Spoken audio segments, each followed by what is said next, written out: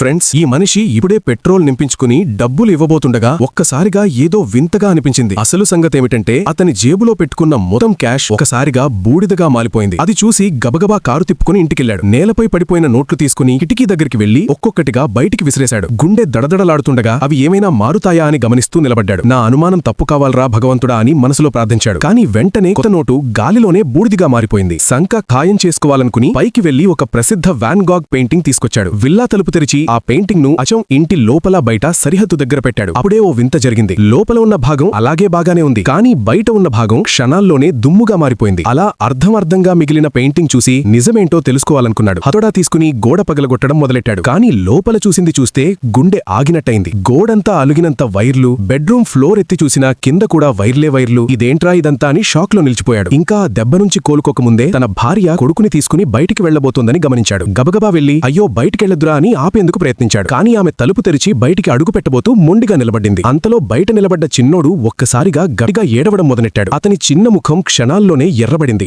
భార్య భయంతో కిందికి చూసింది. బాబుని చిన్న జుత్తులు కళ్ల ముందే కరిగిపోతూ మడిగా మారుతున్నాయి. ఏమైంది నా బిడ్డకి అని అరుస్తూ అతని పేరున పిలిచింది. ఆ అరుపు విని అతను తట్టుకోలేకపోయాడు. పూర్తిగా స్పీడ్ లో బయటికి పరిగెత్తి బాబును ఆమె చేతుల్లో నుంచి లాగేసుకుని లోపలికి పరిగెత్తాడు. లోపలికి అడుగు పెట్టగానే ఇప్పటికే కరిగిపోయిన జుత్తులు ఒక్కసారిగా బూడిదగా మారిపోయాయి. కానీ అసలు భయంకరమైనది ఇంకా మిగిలే ఉంది. ఎందుకంటే ఇప్పుడే తన చేతుల్లోకి తీసుకున్న చిన్నబాబు శరీరం కూడా మెల్లగా మారడం మొదలైంది. బయట తాకిన చోటు చర్మం ఎర్రగా మెరుస్తూ క్షణాల్లోనే ధూళిగా కూలిపోతోంది. అతని గుండె ఆగినట్టయింది. భార్య ఆర్తనాదం చేస్తూ నేలపై కూర్చుంది. అతను మాత్రం ఏం చెయ్యాలో తెలియక బిడ్డను గట్టిగా హత్తుకుని లోపలే నిలబడ్డాడు. బయట ప్రపంచం మొత్తం ఏదో తెలియని శక్తితో నాశనమవుతుండగా వారిల్లు మాత్రమే సురక్షితంగా ఉందనే భయంకరమైన నిజం అతని ముందే నిలిచిపోయింది.